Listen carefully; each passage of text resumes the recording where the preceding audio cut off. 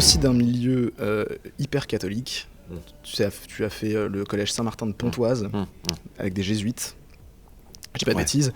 Non, alors, est-ce que ce My God is Blue, c'est une manière de défier Dieu, de défier ton éducation avec une figure christique? C'est le sensuaire, non, cet pas album, vraiment, pas vraiment. Enfin, je pense que cette école Saint-Martin de France a énormément d'influence sur moi, dans le sens où moi, je venais d'une banlieue pauvre, un peu agressive et tout ça, mais que mes parents, par sacrifice total, c'est-à-dire c'est comme si des parents qui gagnaient pas beaucoup, mais en fait mettaient tout l'argent du foyer pour mettre leur enfant dans une bonne école. Donc moi, c'était ça ma situation.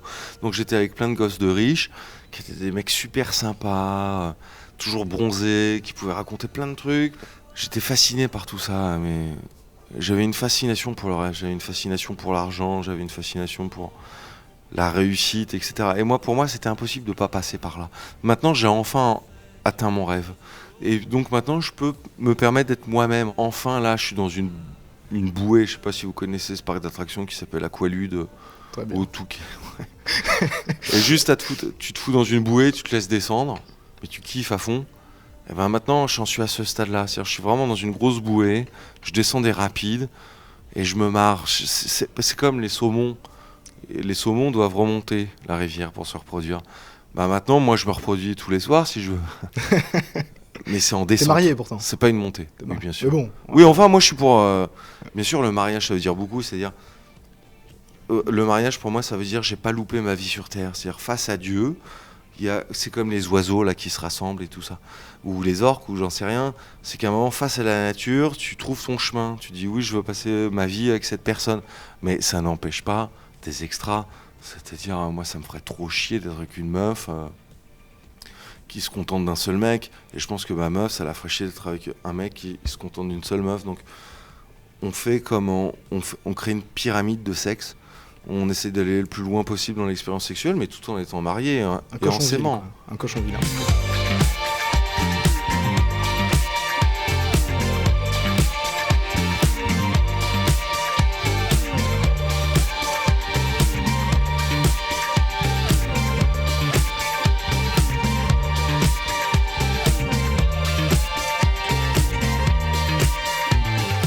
On essaye de faire en sorte, et les religions et les médias, que le vice c'est méchant, le vice c'est pas bien. C'est-à-dire un mec qui va fabriquer des petites figurines dans le sud de la France, complètement merdiques. Ah, ça, on va faire un reportage sur lui, parce que attention, le mec, il construit des petites figurines en mosaïque, c'est très intéressant. Par contre, le mec qui organise des partouzes, et qui fait que justement la vie est là, quoi, je veux dire. Pernod s'y intéresse c'est moins. dégueulasse, on va pas parler de ce gros porc et tout. Alors bien sûr, il y a des SK, il y a toutes ces conneries. Mais n'empêche que tout ça, ça donne un esprit biaisé de la réalité, de la vérité, de l'être. Justement parce que, comme je dis tout le temps, c'est que le vice est donc source de plaisir.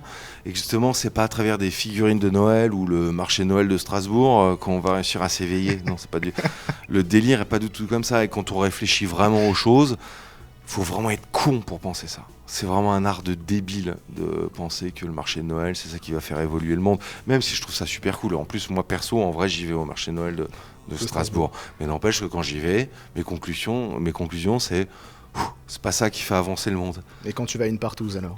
Là, ça fait avancer le monde. Ah, d'accord. Parce que là, ça libère. Là, c'est que tout d'un coup, c'est encore la relation entre l'intellect et l'animal. Et là, c'est bon de se sentir comme un animal. Après, moi, je pourrais faire de la chasse, mais j'aime pas tuer les animaux. Donc, j'aime bien abattre les arbres, etc. Mais n'empêche que tuer un animal, c'est chiant. Par contre, baiser une meuf, c'est pas chiant. Et là, t'es un animal quand même. Ça dépend quelle meuf, remarque. Non, toutes. Moi, je dis souvent sur scène que j'ai baisé Angela Merkel, par exemple. Oui. Elle a pas supporté la rupture. Pourtant, elle était enceinte. Bon. Mais bon, ainsi va la vie. Non, mais je veux dire, il faut pas oublier d'être un animal. Je veux dire, ce qui me fait mal quand je vois le monde qui m'entoure, c'est ce que je dis souvent, et j'en suis désolé pour eux, mais les vendeurs de Darty, vous connaissez, c'est une chaîne d'électroménager, je sais pas quoi. Ils vendent des télés, je sais pas quoi. Et ben là-bas, tu te pointes chez Darty, mais j'ai rien contre les mecs de Darty, les pauvres, je les plains, je voudrais qu'ils viennent avec moi dans l'Alliance Bleue. Mais ils sont obligés de se saper avec tous le même costard complètement pourri, comme les mecs de la RATP ou je sais pas quoi.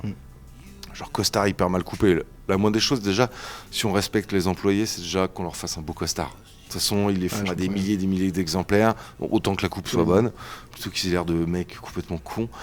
Et voilà. Et après, il y a cette espèce, alors ça, c'est ça aussi dont j'ai envie de parler, c'est le faux sérieux. Ah Ah, mais vous savez que celui-là marche très bien.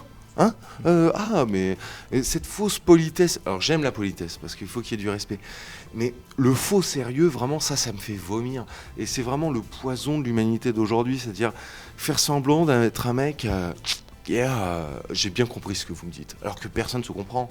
Moi, un mec me parle de poissonnerie, j'y comprends rien, je vais chez Darty, il me parle de son truc, j'y comprends rien, j'en ai rien à foutre, et tout ça comme ça. Donc il faut pas faire semblant d'être un connaisseur, il faut pas faire semblant d'être un mec éduqué, on en a rien à foutre de tout ça. Justement, il faut reprendre sa vie normale, sa vie de Goliot, sa vie d'animal, ça c'est important, c'est-à-dire personne n'est intelligent, on est tous des cons. Même quand on voit des grands scientifiques s'exprimer à la télé, ils parlent très bien de science, après tu leur parles de cravate, mais laisse tomber, le mec il connaît rien. Tu dis mais c'est quoi les bonnes adresses alors pour trouver les chaussettes? Le mec il va te dire Auchan.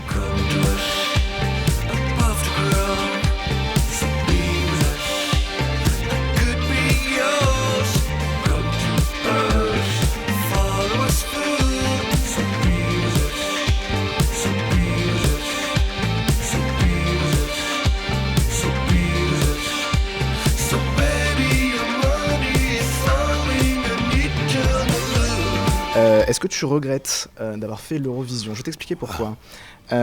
Avant l'Eurovision, j'ai la sensation que tout le monde s'accorde à dire que tu es une espèce de génie français. Il y a un consensus autour de ton talent. Et une fois l'Eurovision passée, ou plutôt une fois Sexuality passée d'ailleurs, c'est là que ça se coupe en deux. Ça se divise, les médias se divisent en deux. Voilà, il y a les pros et les anti. Ça serait formidable. Non, mais je pense que passage. Le destin de chacun... Enfin, le destin d'un véritable artiste, c'est essayer déjà dans un premier temps de toucher à la beauté. Donc ça, c'est la première phase. C'est les 20 premières années de l'artiste. Essayer d'être beau. Puis après, une fois qu'on a touché la beauté, par exemple, moi j'avais touché La Ritournelle, qui est une œuvre, je dirais elle vaut ce qu'elle vaut, moi. Mais n'empêche que les gens l'ont trouvée vraiment belle. C'est la musique qui accompagne les enterrements, des mariages, des baptêmes, qui accompagne des séances love. C'est une chanson importante pour plein de gens. Et c'est une vraie belle chanson dans le sens où c'est une chanson qui en a rien à foutre de rien, mais qui est une véritable chanson d'amour. C'est-à-dire comme tout d'un coup, l'amour explose tous les murs. C'est-à-dire on en a rien à foutre de la structure, on en a rien à foutre des refrains. L'amour plus fort que tout. Donc je trouve un message quand même assez fort. Finalement, quand on touche à la beauté, le stade d'après, c'est démolir la beauté. Donc c'est ça aussi faire l'Eurovision. C'est tout d'un coup balayer, parce que la classe, tous ces pauvres cons pensent que la classe, c'est d'avoir un sac en cuir un peu usé, pensent que la classe, c'est un truc qui est tanné par le temps. Et tout ça, c'est de la merde. Non, c'est les vrais mecs qui ont compris, il y a Depardieu, il y a des mecs comme ça. C'est à un moment, tu fais les plus grands films, à un moment, tu fais des films pourris, et pour dégueulasser ce que tu as fait avant, parce que la seule étape suivante, c'est ça.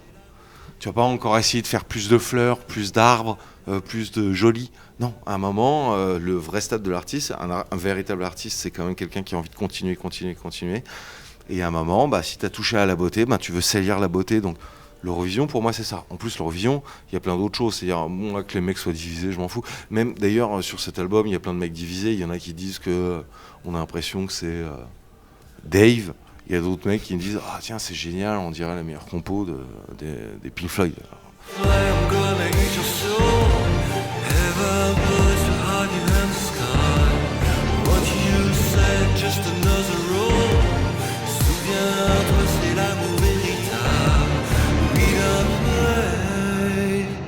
Donc je résume sur une dernière phrase. En gros, si j'ai bien tout compris, chaque album que tu fais est une réaction au précédent. Pour se renouveler. Oui, mais complètement, mais bien sûr, je veux dire, c'est pas une question de musique, c'est pas une question d'art, c'est une question aussi quand on fréquente des gens.